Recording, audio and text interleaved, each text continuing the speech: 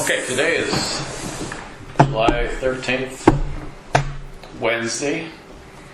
Maybe we're going to have some bad weather later on. We don't know yet. Anyway, as part of the project that we've been working on for a few years, I've been interviewing different staff members and retired teachers and other people associated with Western Dubuque. And today we're visiting with Jim Demmer. And so anyway, Jim, take us back to St. Joe's High School. Okay, Bob, I was part of the class of 1971. And in that class, we had 9 of my fellow classmates, all guys, went to Loras College from Farley St. Joe's.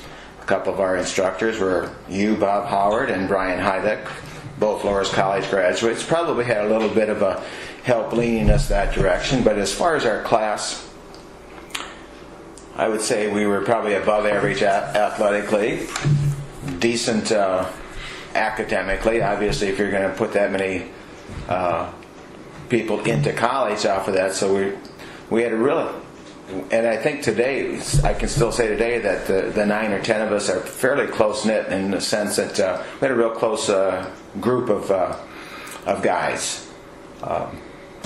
So anyhow, some of them, Al Kleesner, Bill Hafer, Jim Kleeman, kind of stick out. And right now I play softball with a couple more. Ron Lucas, just saw Jerry Wessel the other day. So these are some close friends. What do you have memories of the basketball back then? Well, we had a lot of close games, but a couple of them that stick out, I guess, was beating Lansing Key High when they had 6'6" John Gruber. I remember beating them. Another couple of games that stuck out would have been Old Wine Sacred Heart. Our battles with Old Wine Sacred Heart, and we didn't have a football team, so we had, quote unquote, our homecoming was a basketball game. Yeah. And we beat them at our place on homecoming game, and there were some bruising battles. I remember there was a guard that I used to bump heads with quite often with them, as well as trying to help and defend 6'5" Mike Jones, who later went on to a good career at Loras College. Yeah. We weren't as successful against Western Dubuque and Cascade. Cascade seemed to be our nemesis for years there with my class, at least, with Nick Segrand being a very tough guard. Okay. Because actually that was at that point Al Marshall was already coaching then. Yes, Al was coaching. Exactly. Yes. Anyway, so that. What about some of your other high school memories that you can bring back? Okay. Well, anecdotes or whatever. Anecdotes. Well, different things. I don't know how it came about, but I was very good at Latin for whatever reason. I don't think I was that great in English class, but I was really good in Latin. So like any other things, there were a couple of students. I remember Randy Healy and Al Kleesner and myself, the three of us, people always coming to us trying to get the homework. Get the homework. What's the homework? How do you? And that was for 2 years. I think that was a constant stream. Other things at St. Joe's I remember really well was we had a really, really good biology teacher by the name of Sister Michael Marie Joseph from New Hampton, Iowa. I remember that very well. I remember our freshman math teacher, Gene Krause, who was really good. Had I had 4 years of math like that, I probably would have been elsewhere, maybe into math teacher or something of that sort.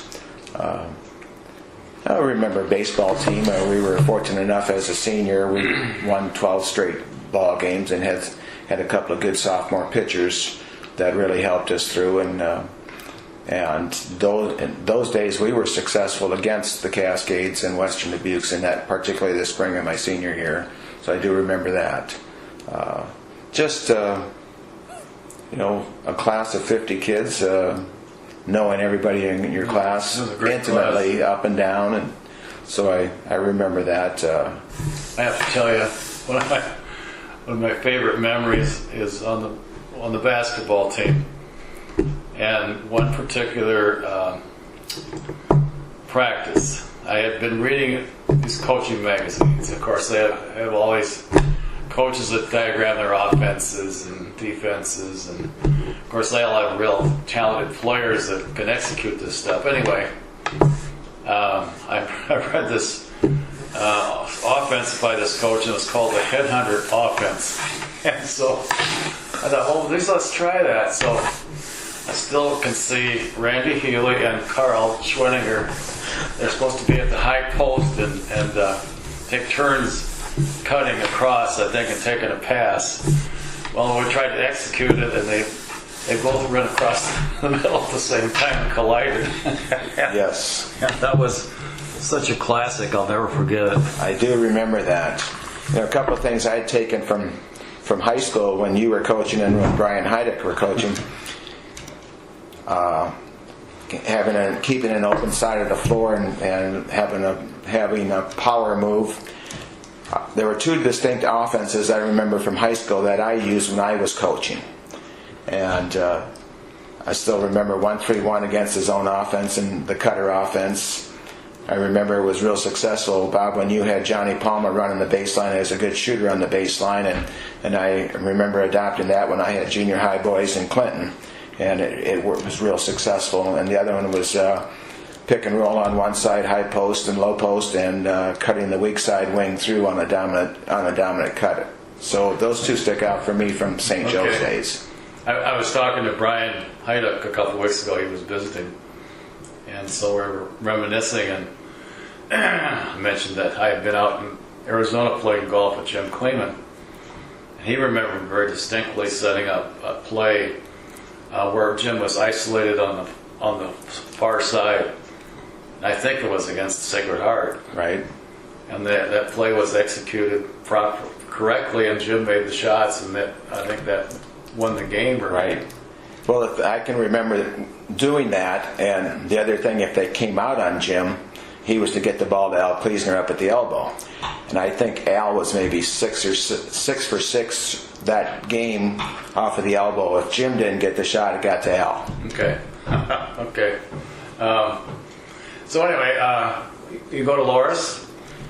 I went to Loras College and got my teaching certificate, or teaching physical education, English. Did you know right away that was what you wanted, Jim? Or? Teaching? Yeah. Yes, I got into that. In fact, my brother Dan and I both, we were a year apart, and we both wanted to get into teaching and coaching. Okay, so that was easy to make that decision and then follow up with whatever courses you required. You obviously participated in the intramural program at Loras when you were there. I did, yes. Intramurals at Loras was fantastic. Wow. One of the things, and again, some of the St. Joe's people that we had, I coached our intramural basketball team at Loras, and I had Bill Hafer on it. My first year I had Eddie Kleesner on it, Bill Hafer, Jim Kleeman, among others, and Dale Kinkle and Jerry Ross.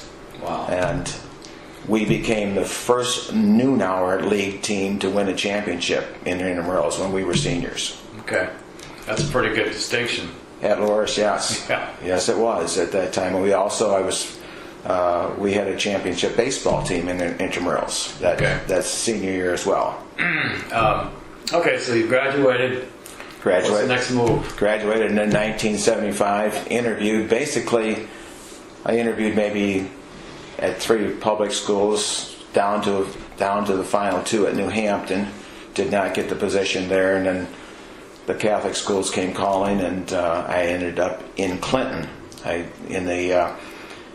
It was part of the Modern Day program, but there was Clinton St. Mary's, but I ended up at North Catholic. And there I taught social studies. I did have the requisite religion class, I think, that was required for me to be the 7th and 8th grade teacher there. Coached football, girls softball, boys basketball, girls basketball, eventually in the 3 years athletic director as well. I never sat at home. I can tell you that. Also some track involved there. And we had a really, really good era in basketball that eventually led, particularly our girls when I was there in the 3 years, led to state volleyball championship at Mater Dei 2 years running, and two state basketball appearances with the kids that basically came from North Catholic at that time. Okay. So that was, you were there for 3 years, fall of 75, 76, and 77. And in the spring of 78, got a call from Bob Howard that said, we have openings. And it just coincided with Ray Lassance, Bill Hafer, and I all getting hired at Western Dubuque the same year. Okay, so the position you were hired for was? I was hired for language arts. Okay. And went through the interview with Tom Wickham, got the job at Farley for language arts.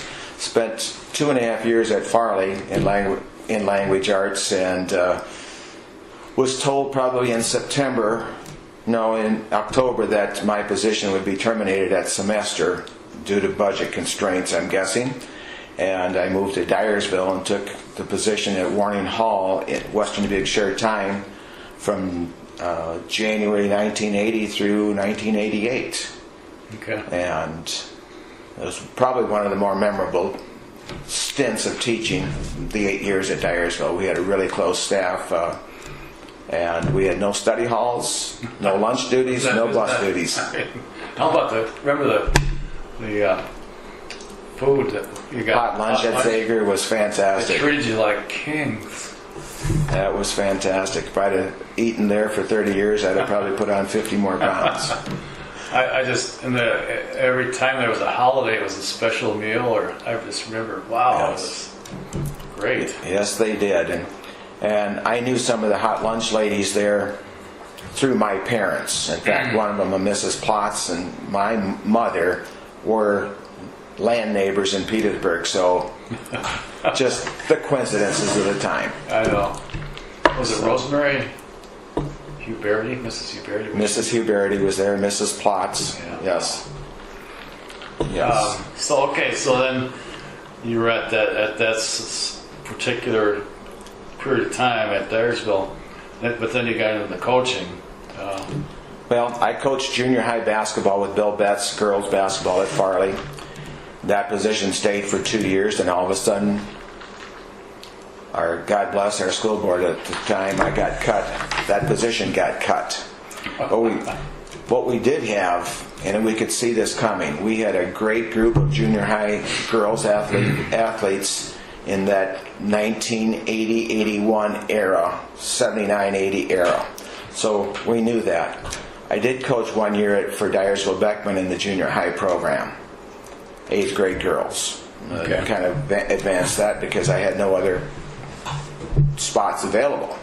But in May of 1983, there was a change of head coaches at Western Dubuque. Bill Hafer took over for Chuck Bailey, and Bill needed an assistant, and he came to me and asked me if I'd be the assistant. And I did, and it was 6-player basketball, and I liked the defense. Bill took the offense, and we took it from there. I just I forget which year it was, but I remember going up to the football field in the spring. There was a junior high track meet. On the one end there was the high jump, and I kind of was walking past there, and I saw this girl. And she was tall and skinny, and she was all legs. Who in the hell is that? Well, it was Shelley Barden. Shelley Barden, yes. I think we had, there are waves of athletes at every school, and I can say we ran through, I can see 4 different waves of girls athletics in the 30 plus years that I've seen at Western Dubuque. There was a wave through what I would call the 83 through 86 time period, the 90-91 time period, the 98-99 time period, and then most recently now in 2014, 15, and 16. Yeah. So it's always a cycle, isn't it? All of a sudden they come together. As far as what are the things you recall about the early 80s with the six-player? Well, one of the things is six-player games for the most part, and I think when there was just one coach at the helm, probably 80 to 90% of that time was given to the offense. And I know you couldn't necessarily do both. And I can remember this, first of all, go back to when I was coaching junior high at Mater Dei, or at North Catholic grade school. I had come across something, guard defense, and I think it probably, if you're in central Iowa, southern Iowa, it goes to some of the defensive schools in the southern part of the state, from Mediapolis most specifically, what was called defensively an inside triangle that you set up at the half line with your guards. And I mean, you're basically having your guards in offensive mode. And I mean, you don't let any pass cross the half line without being contested. I was successful using that at Mater Dei. When I was with Coach Betts, defensively, we had the kids to do it, and kind of brought that into Epworth, or to Western Dubuque High School. So we had some talent. We had probably a deeper guard court than we did a forward court at the time, and we just utilized it. Yeah. I remember the year we played Vinton-Schellsburg at Vinton-Schellsburg. For some reason, I remember that game we won that game.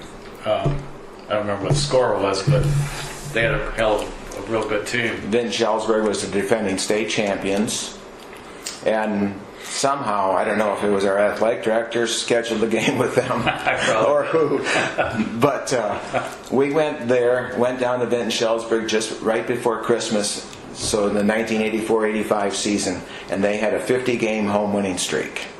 Okay, I didn't remember that. And we snapped their 50-game home winning streak, and I think, granted we scored some points, but I think a lot of that had to do with our all-state guard, Kate Klosterman.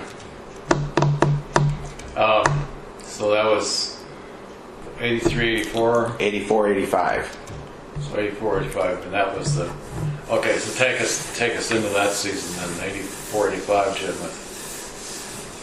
Well, building into that season, we had moved what I would call pieces of the puzzle forward. We'd advanced, in our first year in 1983, we advanced Kay Klosterman to the varsity level as a sophomore. At Christmas time, we moved Jolene Smith to the varsity. We moved Shelley Horsfield to the varsity as a sophomore, and we also moved a freshman by the name of Shelley Barden to the varsity. We added to it the next year. I take that back. We moved Lisa Wegman up to the sophomore team. We moved Lynn Wegman up to the varsity team as a sophomore. So we had all these good young athletes. 84, 85, we had Shelley Horsfield as a senior, Shelley Barden as a sophomore. Senior guards, Kay Klosterman, Marla Till, and Jolene Smith. And I'd say that's the core of our ball club that year. Yeah. But we had very good depth. So that was what was our record? What was our record? I think our record going into the state tournament was, going into Des Moines, was 23 and 1, and we got beat by Ankeny right at the end. And that was my memory. There is going to that state tournament. We made a stop at Iowa City for practice.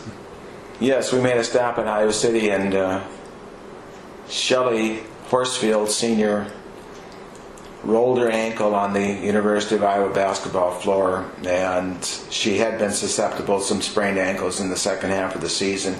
And there again, she was gimpy at the state tournament, yeah. And that hurt us. That hurt us somewhat. Yeah.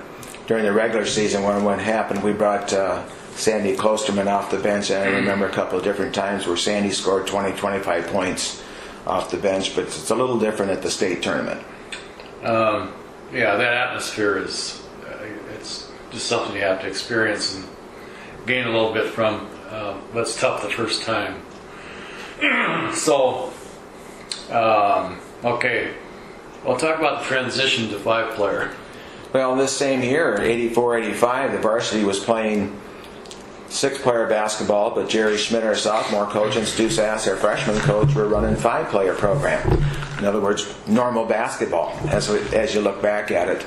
So I think to be a junior girl and sophomore girl that year would be a little bit difficult in the sense that, do I want to stay with the game? Is this the game I want to play? Yeah. And we were fortunate enough. I think the success helped out a little bit there, but we had 9 juniors, of which only 5 really played with the varsity, or 4 played with the varsity, so the other 5 were playing junior varsity basketball, practicing with the sophomores, but playing the 5-player game. Wow. And it was, it might have been, I would say it had been a little bit difficult for those girls. Yeah. It really was tough.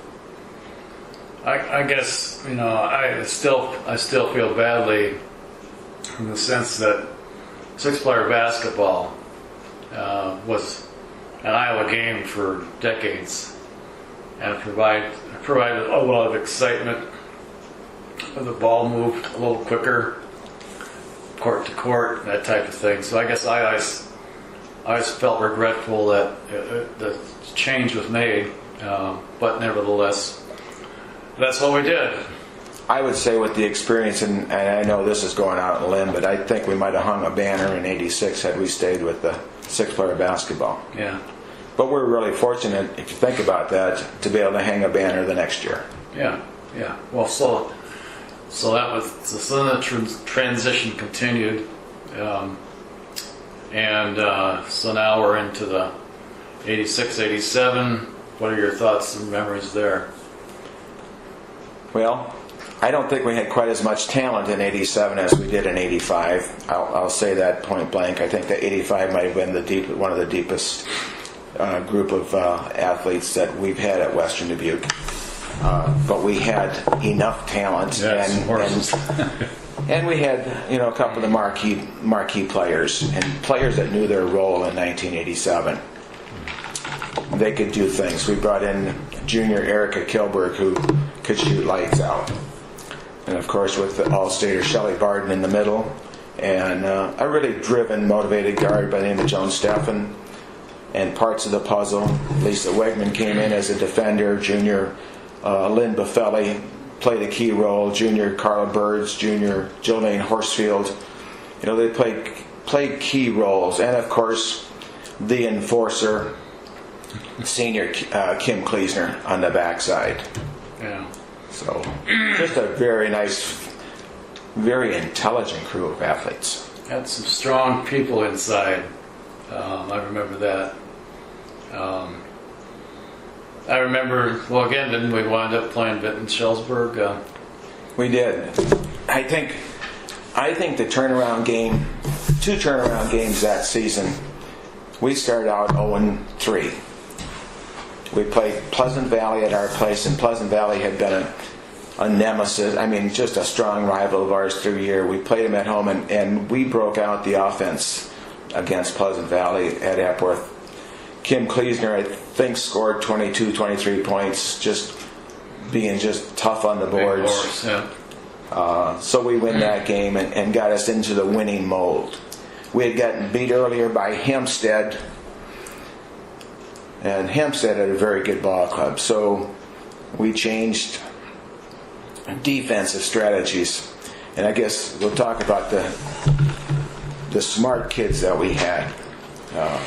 We played at Hempstead, and I think they were riding a 6-7 game winning streak, and we probably were something that's similar at that time. But our kids really bought into the defense we played against Hempstead, and we literally annihilated them at Hempstead by taking their all-state scorer, Julie Casebauer, out of the game. So from there on, we had a bump in the way against Dyersville Beckman in our last regular season game, but for the most part from there on, the kids really believed. Yeah. Okay, so then... We qualified for the state tournament as a 4-team affair at that time. Obviously, looking back on it, we were kind of an afterthought going down in Des Moines, according to most of the pundits. And I guess you'd have to think that way. North Scott had good ball players. Of course, Columbus had all national, if not all state Molly tied back in the middle, with enough people around the perimeter for them. So yes, we were an afterthought, definitely going into the state. Which probably worked in our favor, I guess. I really think it did.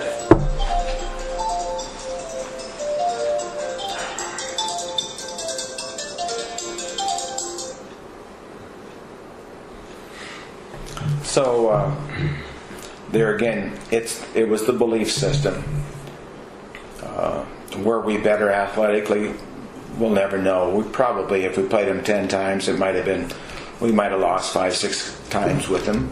Yeah. But on this given day, the likes of the defense, I think we get a really big lift from Lynn Buffelli in this ball game, because Shelley Barden got into foul trouble, which against a 6'4" post player, that tendency occurs. But Lisa Wegman, Lynn Buffelli, Kim Kleesner, I mean, we played what we would describe easily as a man and a half on Molly Tybeck the whole game. And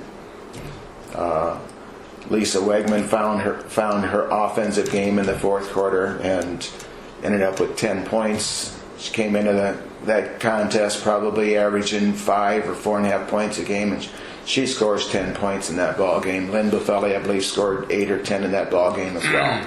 So we beat Columbus 50-41. Very surprising, I'd say. But I think we had a game plan that we believed in. Well, I always thought the biggest injustice was the fact that Joan Steffen should have been on the all-tournament team. Yes. Wasn't. Yeah, Joan Steffen made big free throws down the stretch of that ball game as well as the next one, and I know this factually, that the votes get turned in either at the end of halftime of the state tournament game. At that time, now it's like 4 minutes to go in the ball game, and if it's a close ball game, and balloting MVP sometimes gets decided down the stretch. Yeah. But I understand their point too. They have to have that in place immediately at the end of a ball game. Well, the other thing I remember was the fact that 6 players, the girls are still going on, and we were told to get off there pretty quickly. Right. Well, you had the state's all-time leading scorer playing, Lynn Lorenzen, who was very, very good, and 5-player was still somewhat of an afterthought there. Yeah. Just a lot of pleasant. I remember the pep rally at the hotel was special. Right. We had fans that were it sort of reminds me of Chicago Cub fans in one sense. Western Dubuque had never won anything, any state championships. Yeah. But we have these fans in place that are just eager. And we had a send-off at Hilton that was phenomenal. It was. We had kids hanging out all over second floors, down by the pool. Everyone just giving us a great send-off. Yep. We had an inspired practice that day, I recall. We had kids just eyes open, but I would say settled. They knew what they had to do. And we went out and got down by 9 against North Scott, and just gradually came back in that third quarter and took the lead in the fourth quarter and never gave it up. That was the ball game. So then, great experience, state championship. Wasn't too long after that you became the head coach. Yes. I'd have to say, about 10 years of Bill Hafer and I together, whether it be junior high, but teaching together, and Bill decides to go out of get out of the education field. And What did he tell you? when did he tell Do me? you remember how that came about? Or It was a couple of weeks after the state tournament. yeah. But I remember, as I look back at, there are little different things that he said. And one particularly was with when we played Cascade. He said, "Jim, keep the press on." We had a 20-point lead. Usually we pulled off the dogs. Not that night. So I think there was and I look back at that. That was one of the telltales. I'm not going to ever play them again, and therefore, type of thing. And no, he really didn't tell. He was. I know that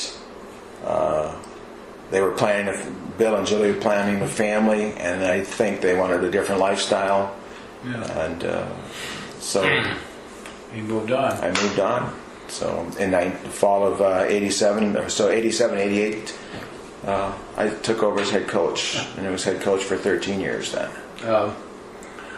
Okay, how about talk about your move from Dyersville to Epworth? Okay, so first the 87, 88 school year, I was still in Dyersville and head coach at Epworth. And you talk about a communication gap.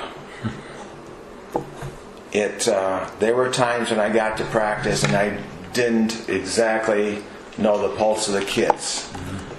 When I was assistant coach, it was easy. Bill knew the pulse of the kids. He saw them every day.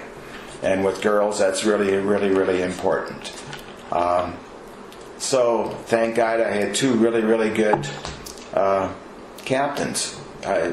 Probably the best captain of this day that I've ever had was Jolene Horsfield.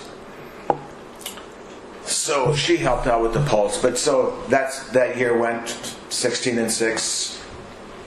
Got beaten in the second round of sub-state by Dubuque Senior and the end of the season. So the next year, shared time ended at Dyersville. A lot of teaching jobs up in the air. And I remember being on a three-way call. I think Lois Tyson was probably sitting in the office at Epworth with Harold. And Lois was an advocate of mine as far as teaching English. And Tom Wickham and Art Hinker and Farley. And they determined I would come to Epworth. Okay. Teach English at Epworth. And it worked out really well. Well, sure did. Okay, so we're moving through the 90s. Any special memories during that period of time? Yeah, some special ball players. 1992, 93, we had the Schuler triplets. And Julie was a special ball player on that. I guess I can go back in 1991 and Don Hafler is an all-state basketball player. One of the toughest kids I've ever coached. Probably one of the best athletes I've ever seen. That was Dubuque. So, and Julie was a sophomore in that team, and we went 17-6, I believe, that year, and lost to Waterloo Columbus, a good Waterloo Columbus ball club that year.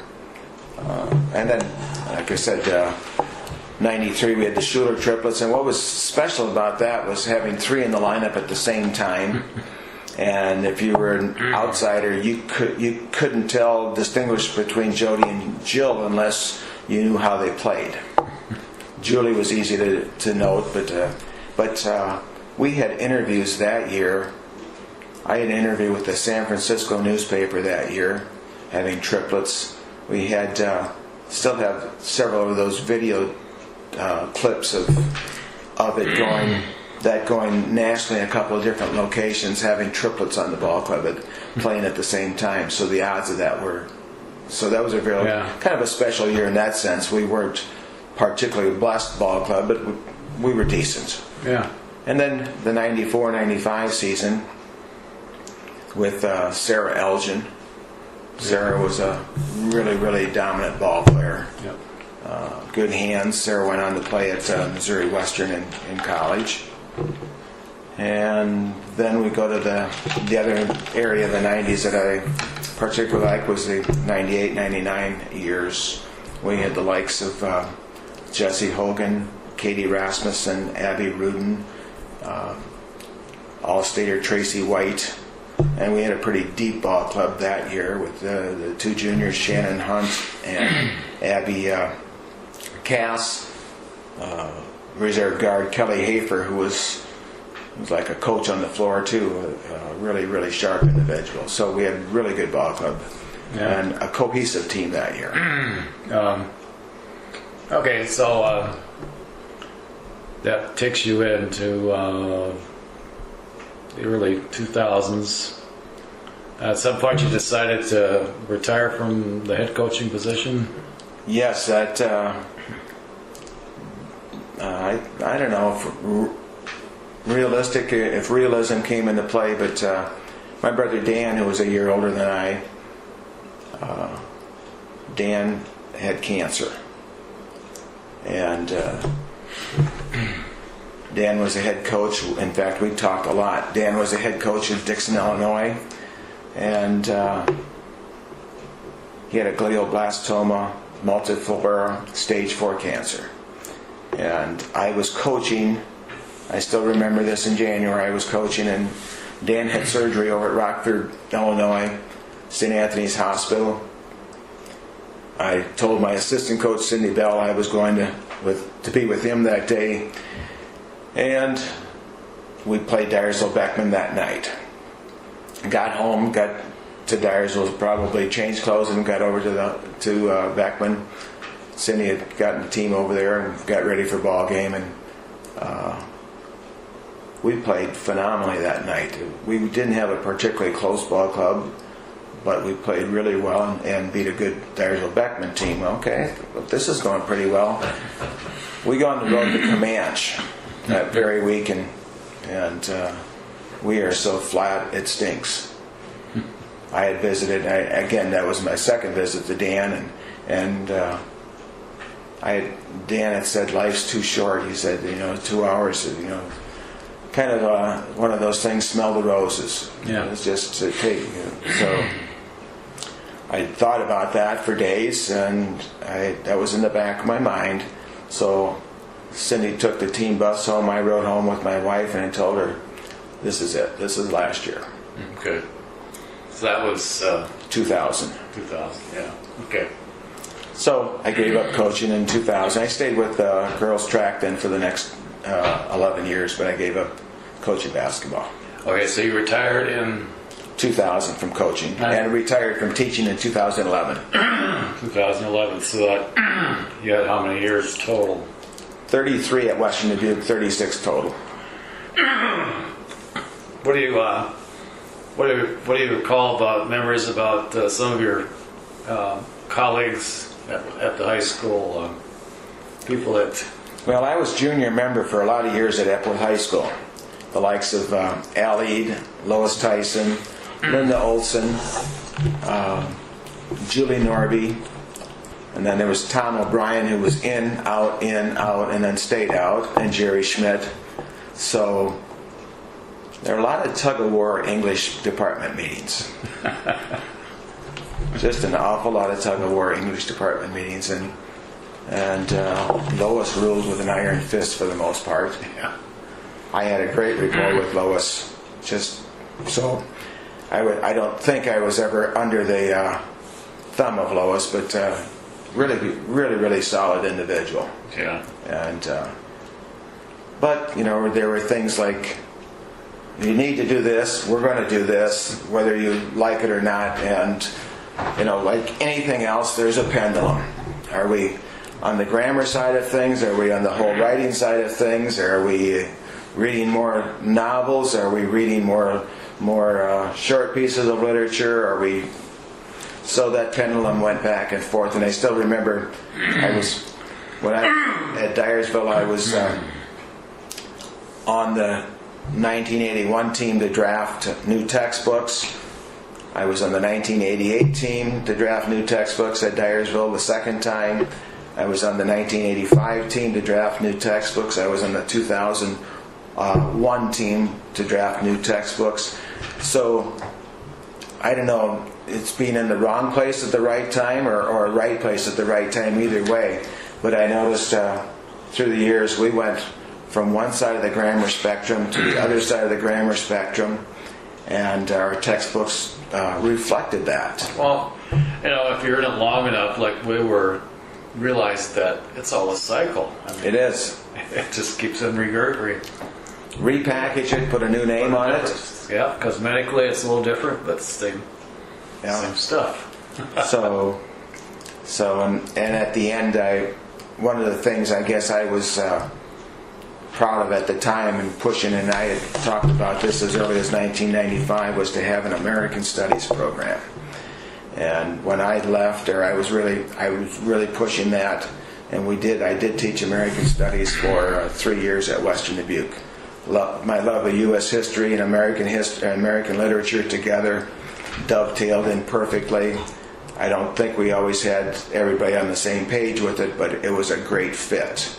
I remember the 2 years I taught and had Paul Cleary and Justin Smith as the history teachers. Those two individuals bought in, and we had a great time together teaching American history. You actually were in a period of time where technology began to really proliferate.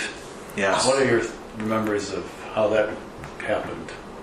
Well, I remember the Apple IIe's at Dyersville. I was fortunate enough to have 5 or 6 in the classroom. And one of the things we did, we published a lot of writing.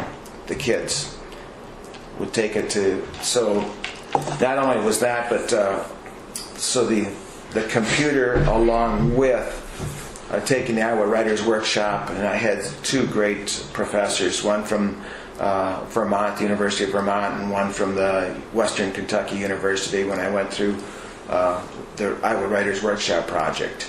And to get kids published was really important. So we bombarded doctors' offices, barbershops, you name it, with Western Dubuque writing.